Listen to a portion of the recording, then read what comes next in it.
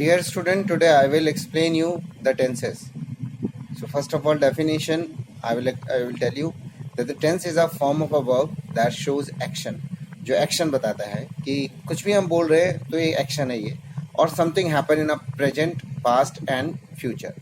So तीनों कहाँ कहाँ पे क्या क्या action करता है वो, that is called the tenses. बिना tenses के हम लोग कभी भी अपनी बात को ठीक से नहीं बोल सकते. प्रेजेंट, पास्ट और फ्यूचर का ज्ञान तभी होगा जब हमें टेंसेस का पता होगा.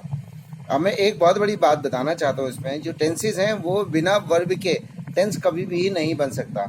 वर्ब का मतलब क्या है, जिसे हम क्रिया कहते हैं. अब आप नीचे देख सकते हैं स्क्रीन के, वहाँ पे देखिए अपने नीचे कि जैसे three forms of the verbs मैंने यहाँ पे दे रखे हैं. सबसे पहले गो, वेंट, गॉन. अगर आप धीरे धीरे करके देखेंगे तो eat, ate, eaten. So take, took, taken. And then after come, came और कम. देन आफ्टर आपका जो भी ये है, फर्स्ट फॉर्म जो है इसे हम प्रेजेंट इंडेफिनिट कहते हैं, और जो सेकंड फॉर्म होती है वो पास्ट इंडेफिनिट कहलाती है, और थर्ड फॉर्म परफेक्ट यूज़ होता है उसका. अब प्रेजेंट इंडेफिनिट का मतलब क्या हुआ, मैं बहुत ही आसान शब्दों में बताना चाहता हूँ. प्रेजेंट इंडेफिनिट उस जगह पे लगाते हैं जहाँ पे हमारा जो जो हमारे सेंटेंस बनते हैं वो किसी भी चीज़ से जिसमें ता है आ जाता है, ते है, ती है. जैसे मैंने नीचे बता रखा है, जाता है, खाता है, वह गाना गाता है, वो रोज़ एक गिलास मिल्क लेते हैं, वो मेरे घर आती है. और जैसे हम रोज़ पुस्तक पढ़ते हैं तो जाते हैं, ता है, ते हैं, ती है, ते हैं. ये क्या है, ये हमें पहले बता देगा कि हमें यहाँ पर सिर्फ फर्स्ट फॉर्म ही लगानी है, हमें सेकंड फॉर्म नहीं लगानी. इसमें केवल कौन सी फॉर्म लगानी है, फर्स्ट फॉर्म लगानी है. जैसे अगर मैं सेंटेंस बोलूं कि मैं रोज स्कूल जाता हूं, ताहूं आगे तो पहली फॉर्म, तो आई गो टू स्कूल डेली. अगर हम पास्ट इंडेफिनिट की बात करें, आप देख सकते हो पास्ट इंडेफिनिट इसमें है, तो उसमें क्या आ जाता है, मैं गया, यानी कि पास्ट के बारे में. मैंने खाना खाया, उसने मेरा पेन लिया, मैं स्कूल आई, मैंने ये किताब पढ़ी. तो इससे क्या पता चला कि ये पास्ट शो कर रहा है. तो ये पास्ट इंडेफिनिट में जब कभी भी ये शब्द पीछे आ जाते हैं तो उस केस के अंदर हम लोग क्या करते हैं, हम सेकंड फॉर्म में प्लेस करते हैं. जैसे मैंने कल चिली पोटैटो खाया, तो यस्टरडे आई ईट नहीं आएगा, सेकंड फॉर्म आनी है एट, आई एट चिली पोटैटो. मैं कल स्कूल से लेट आई, सो आई केम आएगा, कम नहीं आएगा, क्योंकि सेकंड फॉर्म में आई आ गया. आई आया तो पास्ट हो गया, और पास्ट के लिए सेकंड फॉर्म होती है, जैसे I came from school yesterday. So last वाला अगर हम देखें तो थर्ड फॉर्म जो होती है वो परफेक्ट को शो करती है. परफेक्ट का मतलब, बहुत मोटी बात बता रहा हूँ, जिसका मतलब होता है चुका. मैं खाना खा चुका हूँ, मैं घर जा चुका हूँ. इसके अंदर हेल्पिंग वर्ब जरूर आएगा, मैंने नीचे एक्सप्लेन कर रखा है. जैसे हैज और हैव के साथ आप थर्ड फॉर्म लगाते हैं तो पता चल जाता है कि चुका सेंस आ जाता है इसके अंदर. फेस में हम क्या देखते हैं कि प्रेजेंट और पास्ट क्या होता है. प्रेजेंट का मतलब है जो प्रेजेंट में है, हमने लिखा. पास्ट का मतलब जो था. तो प्रेजेंट के लिए इज एम आर डिनोट किया जाता है. प्रेजेंट के लिए क्या किया जाता है, इज एम आर. जैसे मैं एक अच्छा लड़का हूँ, I am a good boy. मैं बहुत ज़्यादा नॉटी था, I was a very naughty boy in my childhood. So ये था वॉजर वर्ड और इज एम आर है के लिए. लेकिन ये इज एम आर लगता किस लिए है, और वाजर वर्ड किस फॉर्म टेंस में लगते हैं, उसे हम कहते हैं कॉन्टिन्यूअस. और कॉन्टिन्यूअस का मतलब ये समझ लीजिए आप लोग अच्छे से. कॉन्टिन्यूअस का मतलब होता है जिसमें वर्ब की फर्स्ट फॉर्म के साथ आई एन जी आता है.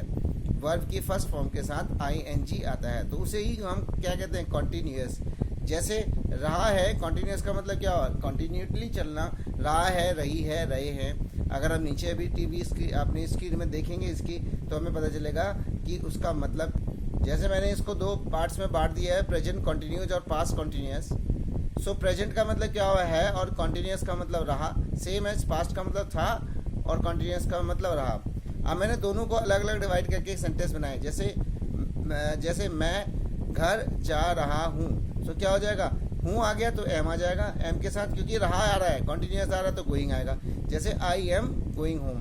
अगर इसी को ही पास्ट में चेंज कर देंगे तो सिर्फ जो था है, इज एम आर का जो पास्ट है वो वाजर वर्ड, तो क्या हो जाएगा, I was going to school. Next tense है परफेक्ट. प्रेजेंट परफेक्ट और पास्ट परफेक्ट. प्रेजेंट परफेक्ट की अगर हम बात करें तो थर्ड फॉर्म होता है। कौन सा फॉर्म होता है इसमें? Third form. परफेक्ट में हर वक्त थर्ड फॉर्म होगा और उसका जो साउंड होगा वो चुका के लिए आएगा। जैसे मैं खाना खा चुका हूँ, थर्ड फॉर्म कहाँ लगता है? तो प्रेजेंट जो है वो क्या बता रहा है? हैज और हैव। और जो पास्ट बता रहा है वो क्या बताता है? हैड बताता है। आप देख सकते हैं कि परफेक्ट में क्या है। परफेक्ट क्या बता रहा है? परफेक्ट का मतलब ही है चुका, चुकी, चुके। जब ये शो करेगा चुका, चुकी, चुके, तो आप ये समझ लो कि परफेक्ट है। और इसमें चुका, चुकी, चुके जैसी आ जाता है उसमें थर्ड फॉर्म लगाते हैं हम लोग। ये अपने दिमाग में डाल लो। प्रेजेंट है तो हैज और हैव लग जाएगा, मतलब सब्जेक्ट, देन हैज और हैव, देन वर्ब की थर्ड फॉर्म, उसके बाद ऑब्जेक्ट। अगर पास्ट है हैड लगाया और हैड के बाद थर्ड फॉर्म लगाया तो चुका था के लिए वो आएगा। जैसे मैं एक्सप्लेन कर रहा हूँ इसे देखना भी। अगर हम प्रेजेंट परफेक्ट की बात करते हैं यहाँ पर, तो प्रेजेंट परफेक्ट में क्या हो रहा है? प्रेजेंट का मतलब क्या हुआ? जो शो करता है वो हैज और हैव शो कर रहा है के लिए, और परफेक्ट के लिए थर्ड फॉर्म। अगर हम पास्ट में चले जाएं, इसी में पास्ट में चले जाते हैं, अगर देख सकते हैं आप, तो पास्ट का क्या शो कर रहा है? हैड। पास्ट में क्या शो कर रहा है? हैड। और परफेक्ट में क्या है? Third form. अब इसमें अगर हम प्रेजेंट परफेक्ट की बात करें, पहले वाला, तो हम खाना खा चुके हैं, तो क्या हो जाएगा? हैं के लिए हैज और हैव आता है तो हैव आएगा। We have eaten food. उसी के नीचे आप देख सकते हो वह होमवर्क कर चुके हैं, ही हैज डन होमवर्क। लेकिन इसी को हम पास्ट में चेंज करेंगे तो क्या है? हम टीवी देख चुके थे तो वी हैड वॉच्ड टीवी। वह होमवर्क कर चुके थे तो ही हैड डन होमवर्क। तो आप देख सकते हैं कि कुछ भी इसमें ज़्यादा मुश्किल नहीं है। परफेक्ट का मतलब थर्ड फॉर्म, प्रेजेंट है तो हैज लगाए, और अगर पास्ट परफेक्ट है तो उसके साथ हैड लगा दें और वर्ब की थर्ड फॉर्म आ जाएगी। Now let's start about the future also. Future का मतलब क्या हुआ? भविष्य। भविष्य का मतलब जैसे मैं कल स्कूल जाऊंगा, है ना, तुम अच्छे मार्क्स लेके आओगे, तो उसका मतलब क्या हुआ? That is called the future. तो फ्यूचर के अंदर जो हमारे हेल्पिंग वर्ब शो करेंगे वो करेंगे शैल, विल और शैल।